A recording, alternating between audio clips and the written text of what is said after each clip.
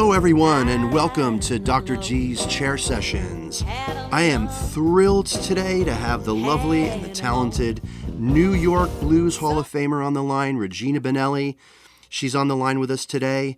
Regina is a powerhouse vocalist, keyboardist, and songwriter. She's released 3 albums, and her music brings blues, rock, and roots together with extreme power, passion, and sensitivity, and a whole lot of soul. Her music is celebrated on U.S. and international charts, and she's a blockbuster performer. If you haven't seen her, Regina is the real deal. And so with that, I want to welcome Regina Bonelli. Welcome aboard, Regina. Hey, Dee, how are you? Good. I'm doing great. It's great to have you. Thanks for coming on today. Oh, thanks for having me. I appreciate it. Yep, I'm excited about this, and our listeners are going to get a great introduction, if they're not already familiar with you, about your music, your touring, your performances. We'll have a little bit of a conversation about the blues, but I want to start out from the beginning. Tell us about how you started in music. What were your early influences, your inspirations? Let's talk about that. Well, I grew up, my family was very musical. My dad played the piano, the guitar, he sang. My sisters played piano and sang. And so I, very early age, we used to be singing around the house, harmonizing. My 2 sisters are much older than I, so one's 10 years older, one's 12 years older. And we had a lot of music happening in the house, a lot of records, so there was always some kind of something going on. And I took piano lessons from when I was a little girl, I think 5 or 6 years old. And I did that for a while. And then, I got to be a young teenager, 12 or something. I stopped practicing. My parents were like, okay, we're going to stop the lessons because you're not practicing. And that's when I picked up the guitar. So it was that folk kind of stuff back then. And that's when I started writing songs. So I was writing songs, playing guitar. And I don't know, when I moved out of I was still in my parents' house when I first started to play professionally. My father had passed away when I was 16. So that was a, big thing. And but I was at home, and then I started playing out a little bit, like just first with the guitar and myself singing. I had gigs up in Brooklyn. Wow, nice. Yeah. I want to back up just a little bit. So, Sure. You mentioned songwriting and early start. So what was being played in your house? Like what was the music that was being played that you were listening to? Oh, well, my father was into, we had blues records from, back then, Lead Belly and all that stuff. Oh, nice. And, but it was very eclectic. My sisters were big time into, at the time, the pop music was Motown and, soul music. So we had that going on. The Beatles, they had all the Beatles records, the Stones. I have 45 still. I don't know if my sisters know I have them, but no, I think that they know. I'm kidding, but I do have like a stack of 45s that they had. So I was listening to that stuff as a very little girl. But we also had classical music. We had way back when I don't even know if I was born yet. But my sisters we had Olatunji, Baba Olatunji was. So there was a lot of stuff going on. I used to listen to that Drums of Africa album. It was all the back then it was all vinyl. So it was that, and then there would be the Nutcracker Suite. I used to run around. We had a big wall mirror, and I was a little bit of a thing, and I would dress around and run around like I was a ballerina. So there was a lot of music happening. Wow, it's a pretty diverse exposure early on. It was. What were some of the artists that really kind of resonated with you? Back when I was little, or you mean when I? Yeah. What's your first recollection of maybe an artist that you were like, wow, this is great? Oh gosh, man, I don't know. I loved the Temptations. They had those records. Nice. Like I said, the drumming. Oh my God, I remember. Like Herb Alpert and the Tijuana Brass. Yeah, right on. Thing, yeah, Yep.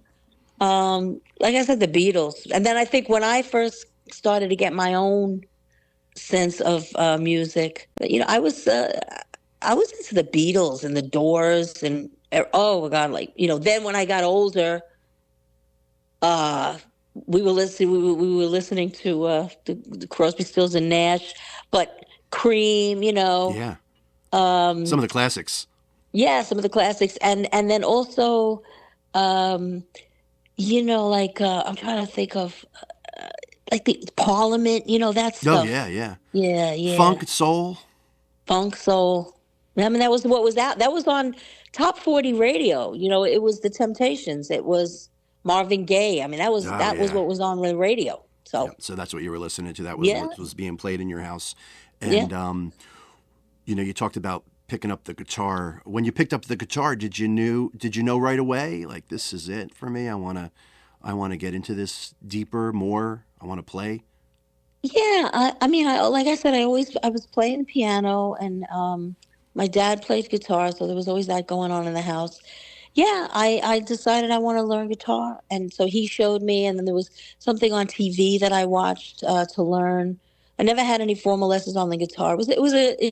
But he bought me a Martin. I have a nice Martin Oh, D28 nice. still that he bought me when I was like 15. So, it's mostly was acoustic guitar, and that's how I accompanied myself and sang when I started, writing and playing out at first. And Then I went. how old were you when you started writing? Oh man, I don't. I found some stuff. I was writing songs when I was like 15, 16 years old. Cool. So yeah, yeah. So did that stuff come together right away with songs, like, or did you go back and look at some of your old writing and say, hey, this is material here for a song? No, it just. I think a lot of most artists or most songwriters. I mean, I like to consider myself a songwriter first and foremost. Not Hmm. just a singer, a keyboard player. Um, it just comes out. I think when you're a songwriter, it's a strange process. I sit down, I did then, and I still do. I sit down at the piano just for my own enjoyment. I sit down to play. I'm not, if I'm recording an album, okay, and I need, hey, we need two more songs for the album, then I may Sure. sit down and with intent in mind. But a lot of times I think musicians, it's our expression, and even when we're alone, it's like it's a way, it's a pleasant thing to do. It So flows. yeah, It yeah, flows. I mean, I you just yeah, get. I think I can relate to that as a songwriter, as I've been getting into writing some songs. Like, you get into that flow, and you just know when when it's taken on almost like a life of its own. Yeah, I mean, Um, sometimes you want to, sure. I have some songs that are, m- I think when you go through some kind of a trauma, right? So then that's a way when you like to write or create, that's how it comes out. So some of my songs are about things that I've gone through in life, in relationships and love and growing up and just being an adult, and then there are some things that I've written about that have to do with the state of the world, and so that is a more like, hey, this is messed up, whatever it might be, and I'm gonna write a song about that. Or I feel like shit today, excuse my language, but It's you fine. know somebody, somebody did such and such to me, or I did something that I should, Sure.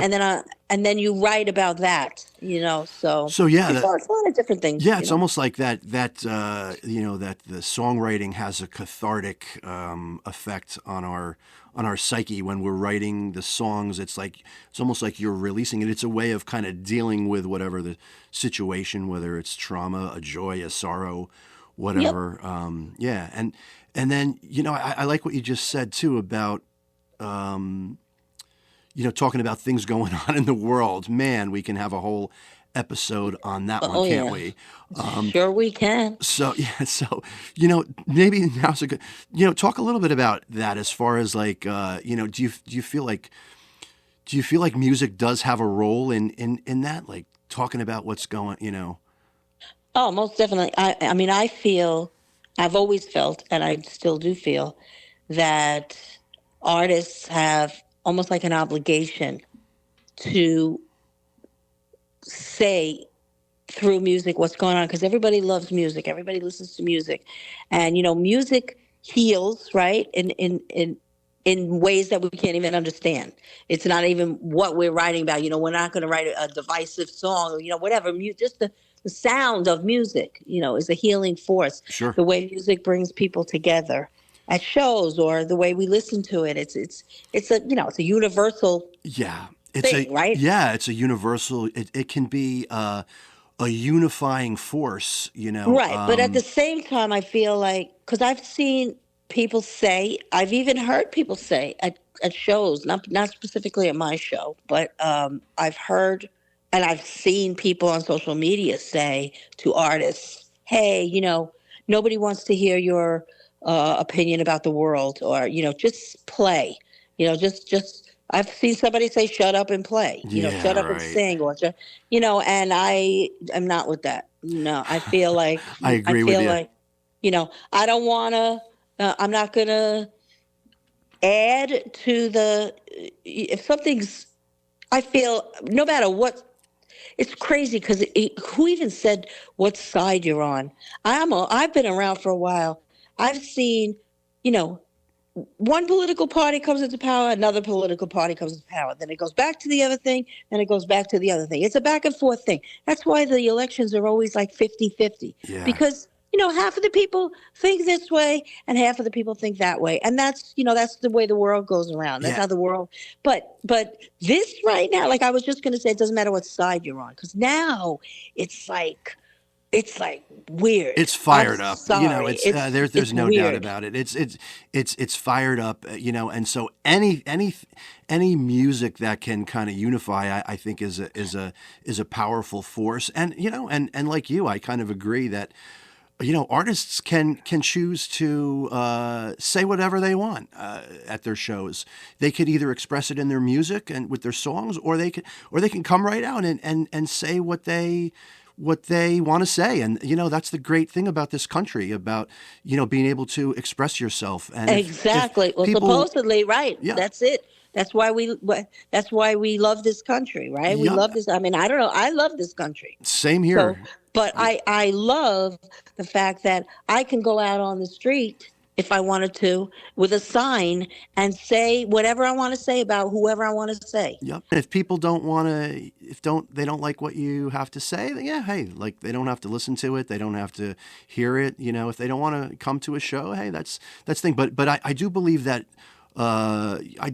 musicians and artists have a powerful force behind them in reaching people and for whatever it is they're speaking up for or against. I do believe that it can be a very powerful force, and we all have opinions, and listen, I don't think there's try any. to. Mm-hmm.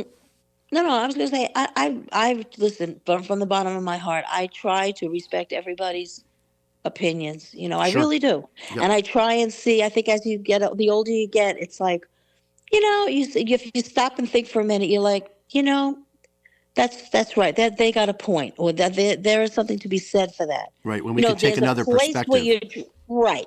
So you try and listen. You're not going to agree with everybody, but so I mean, that I really do feel like. And I think that music too I think music in a big sense can sometimes bridge the gap. It could help us. I think that it helps us sometimes see another perspective or feel another perspective, and that's the great thing about music, and that's the great thing about if people do want to express their opinions, and as long as there's people willing to listen, openly, that's great. I mean, the other side of it is that you want listen. Music is also like a release, right? So Absolutely. You want people to come and enjoy themselves and have a good time. So that's what I try to do. You don't want to make it too heavy, right?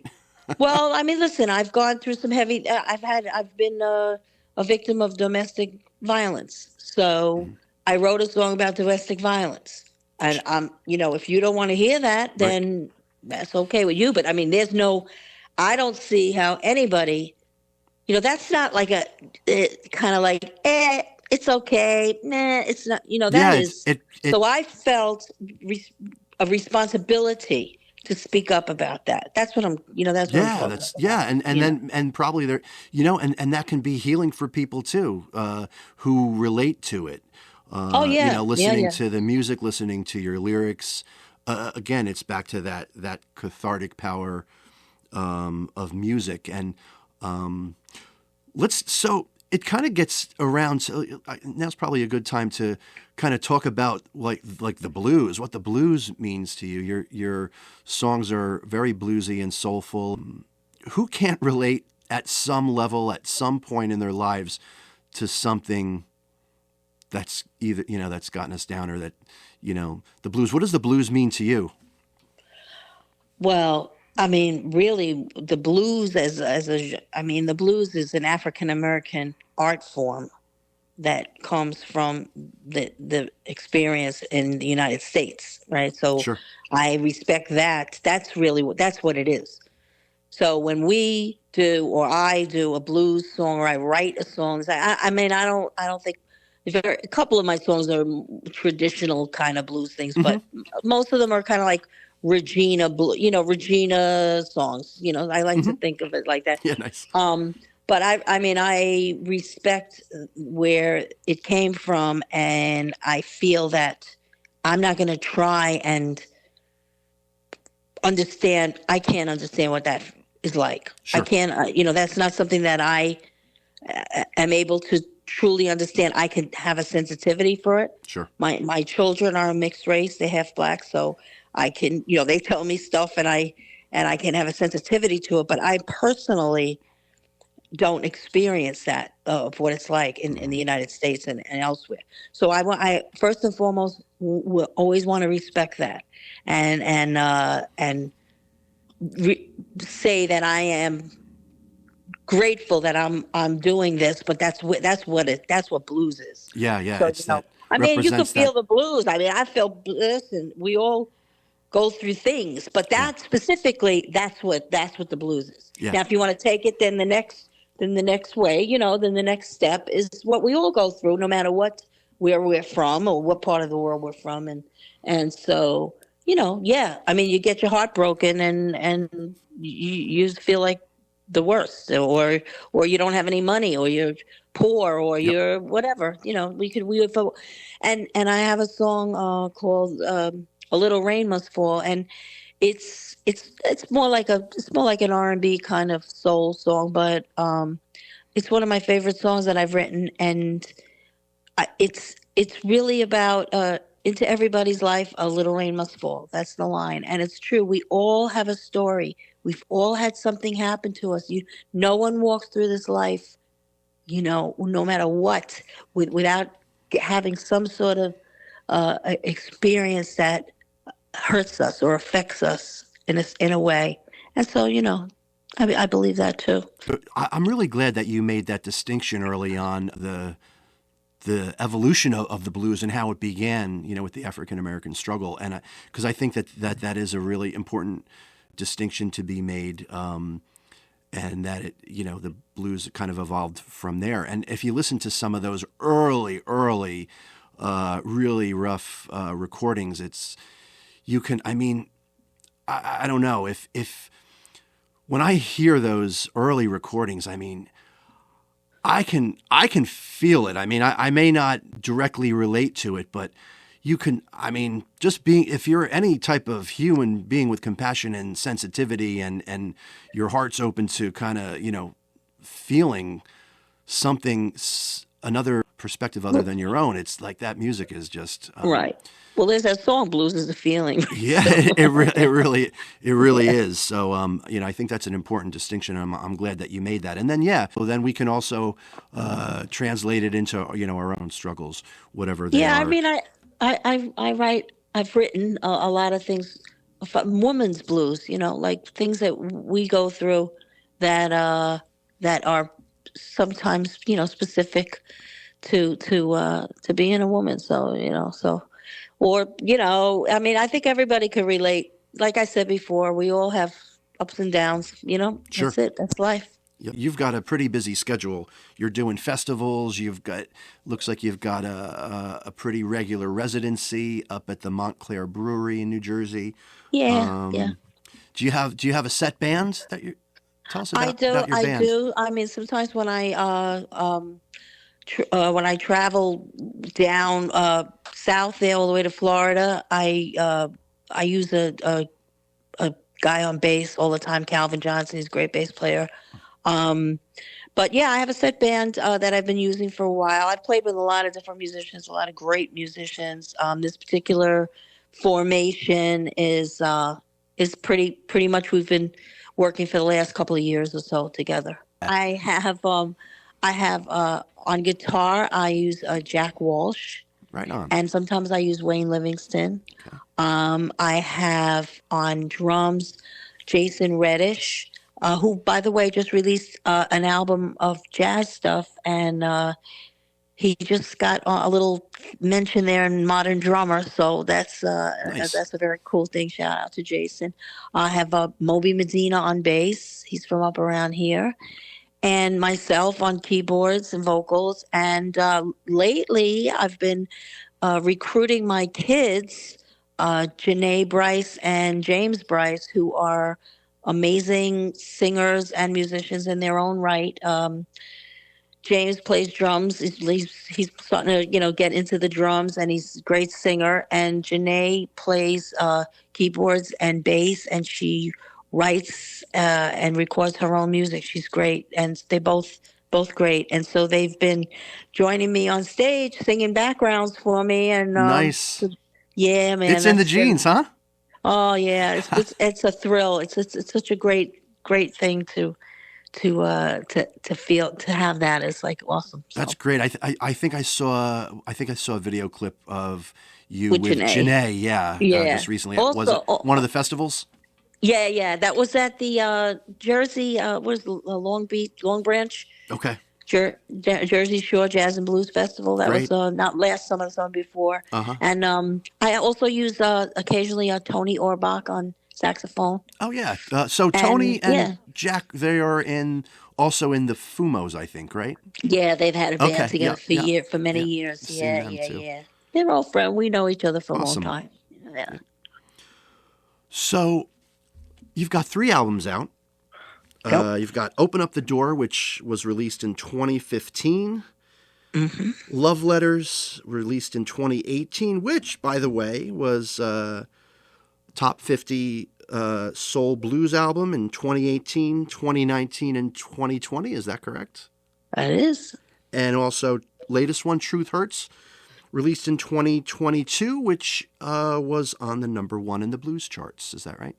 That's right. Awesome. So let's give our listeners a little rundown, if you don't mind. We'll start with Open Up the Door.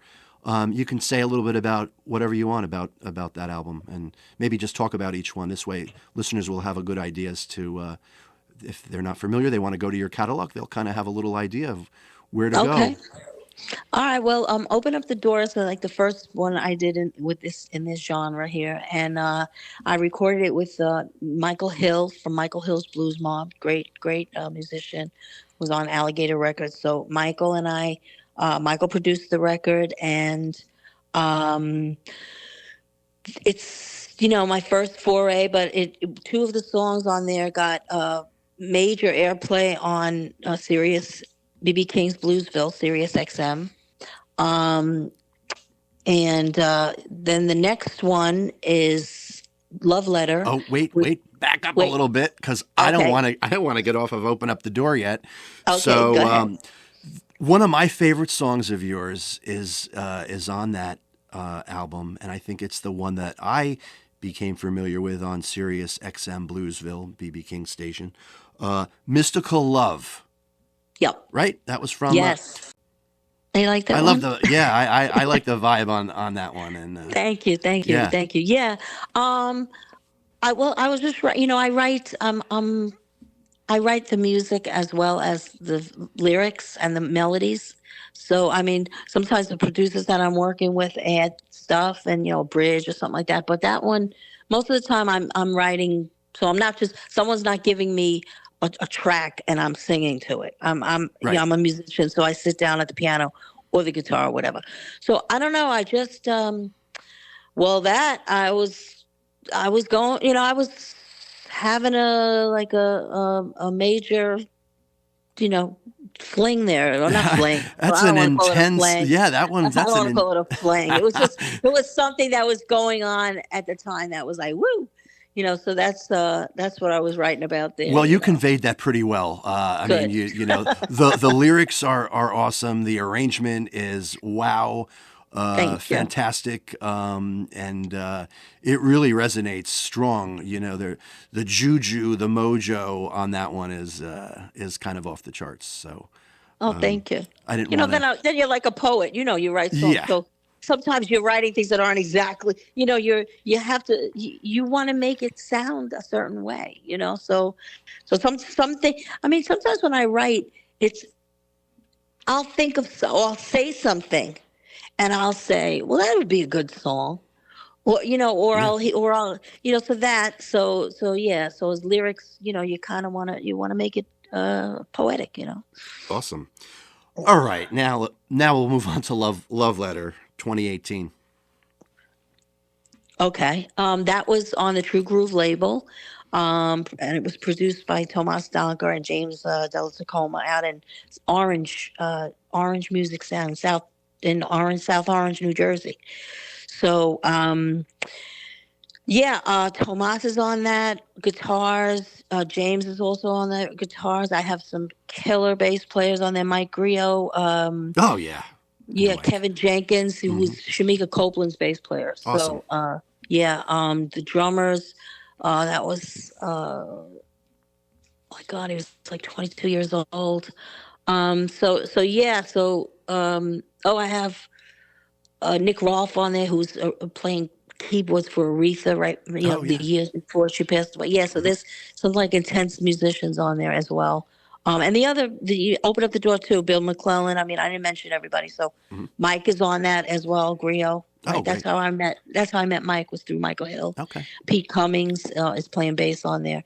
So, and then this one is I started playing with these guys, and I don't know. We just everything just clicked there, and it was great working in that studio. That's like a historical studio in there. So that's the one in South Orange, right? You said? Yeah. Okay. The other one I did Truth Hurts in there as well. Oh. Well, Truth Hurts part of Truth Hurts was recorded during COVID, so it was a weird little way we were record. We were like in a little bubble, So it was like, it's funny because me and the producers would go in. So we were all together. We never got COVID. None of us ever got COVID. Oh, really?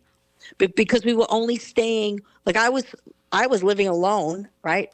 And I had my kids. No, Janae was here. My youngest was here. So thank God, So it was the two of us. And then the other two, and then every now and then a musician would come in. We were all masked up and everything, but none of us ever got sick, because that was it. Oh, wow. Otherwise, I was staying in my house. So, right. That was like it. A lot of people. But you guys were all in the studio together. We were. Yeah. But then there was some things like when we added stuff like that, people flew in. We took the tracks. People recorded them at their homes or home studios. Like I would think some of the overdubs were done separately like that. Yeah. Yeah. So that was for Truth Hurts in 2022. Right. Yeah. It was in the middle of the COVID thing, man. Mm-hmm. And then before that was the Love Letter. So. Okay. What's going on now as far as you working on something? Anything new? Yeah, now? I have some things in the works. I have a couple of things almost done, and I have a bunch of ideas. I always, as life goes on, I come up with stuff, and I actually got my kids got me an iPhone finally. I was like one of those Android people, which I loved. But everybody's making fun of me because I didn't have an iPhone. Uh-huh. So they got me an iPhone for Christmas, and I love it. And that's the same thing. But at first I was so resistant. But I'm just telling you all this because I recorded some ideas on my iPhone, and I can't for the life of me figure out how to get it to fuck off my phone. Oh, no. Like, I don't know where it is on my phone. So It's like went into the cloud, like I don't the know little. where it is. Yeah, right. You don't know where to find it, where to It's there access somewhere. I'll have Yeah. to ask one of them, That's funny. Yeah. As far as touring goes, it looks like you've got some festivals on your schedule. Yes, I have to. I have a lot of nice. I try and I've been playing for years and playing places for years, and I try and kind of pick and choose what I feel is something that's I really want to do, and it's hard these days to make ends meet out there because things are so expensive. I understand the clubs, the cost to run a club. Sure. So that transfers over to what they want to pay you. And, so sometimes it's like you want to get out and play, but that's what I do. So this is what I do. I'm still doing it. So I guess I'll do it until I drop. So yeah, I have a nice one coming up that this is my, I think, third or fourth time returning to the Allentown Blues Festival. That's on June 14th. I'm going to be on the main stage at, I believe it's 1:30 to 2:30. It's a really cool, I don't know if you've ever been, but I haven't been to that yet. Yeah, it's like almost like the Atlantic Antic in Brooklyn, it's a big street fair. There's 3 or 4 stages. It's cool. Really nice. And Allentown is a really cool little city. Very, very nice people. So that I'm doing. And then we're going to be back at Montclair Brewery, of course. And then I have a nice festival that I'm also returning to up in Gloucester, Massachusetts, which is, the Gloucester Blues Festival. It's right on the water. That's great. So if anybody's up around there and they want to check that out, get tickets for that, that's in August. And then I'm going up to Maine after that. I have a nice little fan base up there in Maine. Nice. I love it up there. I love the people up there. And then then back around here for a little bit, and then I'm going down to Florida again to do festivals down there. So very in cool. October. And where can we find your schedule? You're at on social media. Yeah, you could go on social media. I'm in the process of like making one page. I have a artist page which I put things up in, but I'm mostly on my regular Facebook page. So if you want to look me up on Facebook and friend me, or either page, it's Regina Bonelli, obviously, Bonelli on Facebook. Great. I'm on Instagram, Regina Blues Soul, BLUESSOUL. And my website is reginabonelli.com. So if you want to see what's upcoming and read about me and hear some of my records. So like I said, I'm still I get every week they're playing me all over the world still. Fantastic. Yeah. Well, I want to thank you so much for taking time out of your busy schedule and coming on to talk about your music and your albums and your touring. And I hope people will go to the website, go to your social media pages, check out your music at reginabonelli.com on your website. And Regina, thank you so much. And thank you. Hopefully we'll have you back and we'll get into some more details about some of the topics we covered today. But thanks for coming on I today. would love to. Thank you. I appreciate it. And I hope to see you at some of the shows. Yes. And I know you write music, so maybe we will write something together one of these days too. Absolutely. That'd be nice. We'll definitely be in touch soon. Okay. Thanks, Regina. Thank you. You're welcome. Thank you. Take care now. Bye. Peace. Bye.